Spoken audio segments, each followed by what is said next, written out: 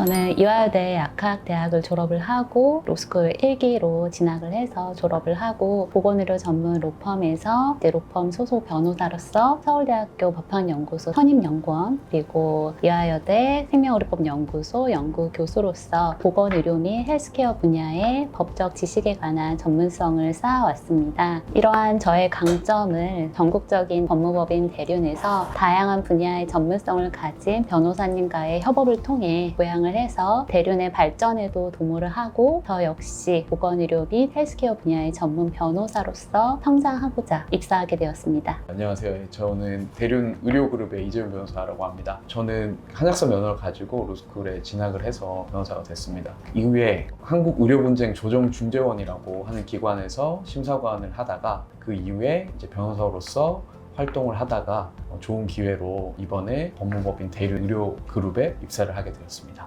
의료 소송은 이제 흔히들 알고 있으시듯이 이제 의료 행위와 관련된 환자 그리고 의료인, 의료기관 간의 의료 분쟁을 뜻합니다. 근데 우리가 이제 생각하기에는 법원에서 진행되는 의료 소송을 생각하시는데 그뿐만 아니라 양 당사자 간의 합의 그리고 한국의료분쟁조정중재원에서의 조정중재 절차까지 폭넓게 아우르고 이 과정에 보건의료 전문 변호사가 의뢰인이 최대한의 이익을 도모할 수 있도록 전방의 역할을 수행하게 됩니다. 의료소송은 지금 말씀드린 의료 분쟁뿐만 아니라 의료인 면허 취소나 요양급여 관련된 행정처분 그뿐만 아니라 무면허 의료 행위와 관련된 형사처벌 소송에도 변호사가 역할을 수행을 하고 의료법, 약사법, 의료기기법, 첨단재생의료법, 보건의료 데이터와 관련된 개인정보보호법 등까지 보건의료 그리고 헬스케어 분야에 관련된 법률에 관해서 법적 문제까지 폭넓게 아우른다고 생각하시면 되겠습니다. 병원 쪽에서도 환자 측에서 문제를 제기했을 때 진료기록지 그리고 담당 주치의의 의견 등을 통해서 의료사고에 해당하는지에 대해서 사전에 검토하는 게 필요할 것으로 보입니다. 최근에는 이제 수술실에서 CCTV를 촬영을 해야 되기 때문에 그 영상도 함께 검토하는 것이 필요할 것으로 보입니다. 의료 분쟁이 발생했을 때 형사사건으로 비화될 수도 있기 때문에 형사처벌을 받거나 아니면 면허 취소 등 행정처분의 가능성이 있는지에 대해서도 미리 변호사에게 연락을 해서 검토를 받으시는 게 필요하고 또 경찰 조사까지 가시는 경우가 있습니다. 그때는 변호사와 함께 입회 조사 등에 참여하는 것이 보다 이익이 되는 방향으로 문제에 대응하시는 길이라고 생각이 됩니다. 만약 환자 쪽에서 한국의료분쟁조정중재원에 대기를 했을 경우에는 조정중재 절차로 끝내는 게 좋을지 의료기관의 입장에서 소송으로 가는 것이 보다 이익이 될 것인지에 관해서도 사전에 빠르게 검토하는 게 중요할 것으로 보입니다.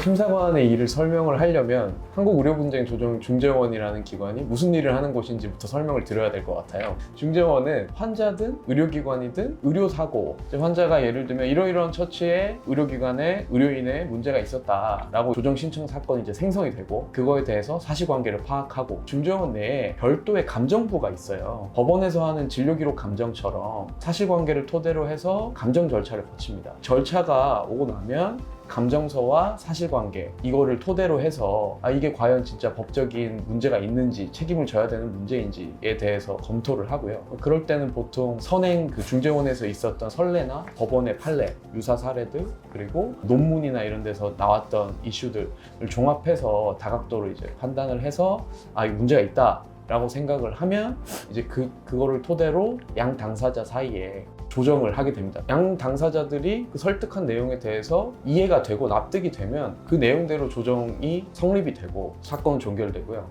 조정이 성립이 안 되면 그냥 원점으로 돌아가게 됩니다.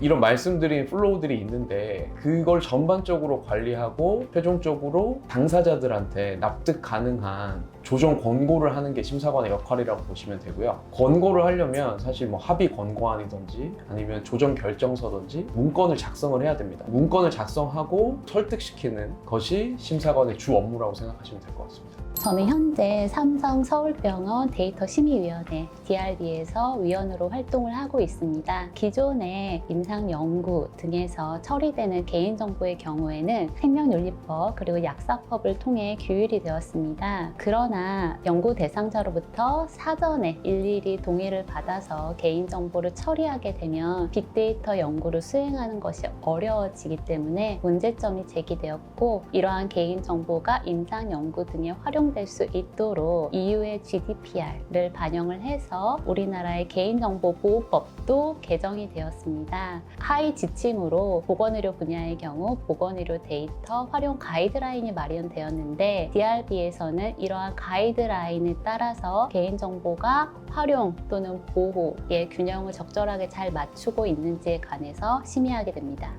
일단 제일 중요한 거는 의무 기록을 확보를 하셔야 됩니다. 요구를 적극적으로 하셔야 되고 신속하게. 간혹 가다가 이제 병원이 발급을 거부하거나 이런 경우가 있기는 해요. 그럴 때는 이제 의료법에 고소할 수 있다, 친고죄 규정이 있기 때문에 고소를 하실 수도 있고, 의사가 그걸 거부한 게 사실로 밝혀지면은 뭐 자격정지나 이런 처분 불이익이 있기 때문에 되도록이면 요구를 하면 의무 기록은 아마 발급이 될 겁니다. 그게 제일 중요하고요. 사실 그렇지 않습니까? 이게 심증은 있어도 증거가 없으면 인정이 안 되니까 관련 의무 기록 증거로 확보하는 게 뭐 최우선이라고 생각을 하고요. 요새는 병원에 CCTV가 많잖아요. CCTV를 확보하는 게 좀 문제인데, 그것도 신속하게 하시는 게 좋아요. 보통 CCTV는 보관 기간이 뭐 20일, 한 달 뭐 이렇게 되니까 그 기간이 지나기 전에 빨리 요구하시고, 그게 여의치 않을 경우에는 별도의 사건으로 법원에 증거보전 신청이라는 걸 할 수 있거든요. 그런 것도 이제 변호사의 조력을 받아서 고려를 해보셔야 될 것 같습니다. 의료 분쟁 조정 중재원의 절차에도 변호사가 의뢰인이 최대한의 이익을 받을 수 있도록 그 절차에서 전방위의 역할을 수행을 합니다. 의료 분쟁 조정 중재원에서 진행되는 감정회 같은 경우에는 반드시 의료인만이 수행하지 않고 법조인 등도 참여하기 때문에 감정 결과에 불복하는 경우도 있고, 소송으로 가는 것이 보다 이익이라고 생각되는 경우에는 소송 절차로 이어지는 경우도 상당히 많습니다. 환자의 경우에는 변호사의 도움을 받아서 의료분쟁 조정 중재원의 절차를 거칠 것인지, 소송을 제기할 것인지, 의료기관의 경우에는 의료분쟁 조정 중재원에서 제시하는 조정안을 받아들일 것인지 불복할 것인지에 관해서 미리 법적인 검토 자문을 받는 것이 중요하다고 보입니다. 그것이 바로 환자와 의료기관이 겪고 있는 법적 문제를 보다 효과적으로 효율적으로 해결하는 방안이라고 생각합니다. 중재는 사실 강제적인 법적인 효력이 있거나 강제할 수 있는 효력이 없어서 그 부분에 좀 한계가 있고요. 장애가 있었을 때 신체 감정을 할 수 없다. 이 부분에 한계가 있기 때문에 갈등이 매우 크거나 장애가 남았거나 이런 경우에는 곧바로 소송으로 일단 진행을 하시는 것이 저는 유리하고 신속하게 사건을 전결할 수 있다고 생각을 합니다. 사건을 이제 소송으로 진행을 하게 되면 의료 사건 같은 경우에는 일단 개념이나 용어, 이게 제일 중요하잖아요. 그 부분에 대한 이해도가 선행이 되지 않으면 진행이 굉장히 어려울 수밖에 없고, 그 부분에 있어서 의료 전문 변호사가 꼭 필요하다고 생각을 하고요. 그리고 절차적으로도 굉장히 이제 다른 민사 사건에서 안 하는 이제 뭐 신체 감정, 진료 기록 감정, 또 감정에 뭐 문제가 있었을 때나 뭐 이럴 때 전문심리위원 회신도 받기도 하고 특유의 절차들이 있는데, 그런 부분을 매끄럽게 처리할 수 있는 게 의료 전문 변호사의 또 조력을 받는 게 꼭 필요하다고 생각을 합니다.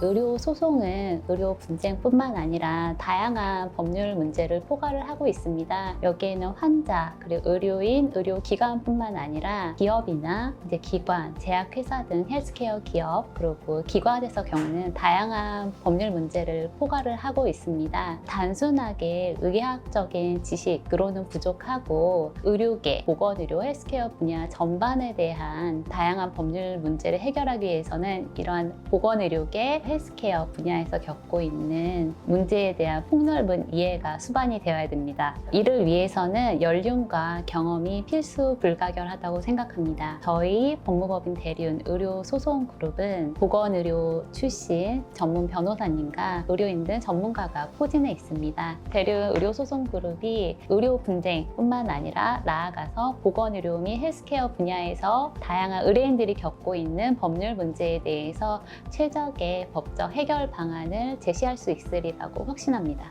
아무래도 의료소송 그룹이나 법인 차원에 좀 경쟁력이 있다고 생각을 합니다. 저희 법인은 워낙에 사회적으로 이제 시사성이 있는 사안에 대해서 굉장히 이제 빠르고 민첩하고 기민하게 대처를 하는 능력이 있으신 것 같아요. 그 부분이 좀 대륜의 특과점을 좀 가질 수 있을 거라고 생각을 하고 있습니다. 의료 소송의 경우에는 진료기록 감정 그리고 신체 감정 절차를 거의 사건마다 필연적으로 거쳐야 하기 때문에 의뢰인의 경우 이로 인해서 받는 스트레스도 상당히 큽니다. 저희 법무법인 대륜 의료 소송 그룹의 같은 경우에는 이미 축적된 데이터가 상당하기 때문에 의뢰인에 맞춰서 그리고 사건에 맞춰서 진료 기록을 확보하고 사실관계랑 그 사건에서의 쟁점이 무엇인지 감정을 신청하고 이러한 절차를 의뢰인이 겪고 있는 이러한 스트레스를 많이 받지 않으시도록 신속하고도 효과적으로 진행할 수 있으리라 생각합니다. 저희 대륜이 지금 나날이 발전을 해가고 있기 때문에 이러한 절차도 보다 신속하게 고도화될 것이라고 생각합니다.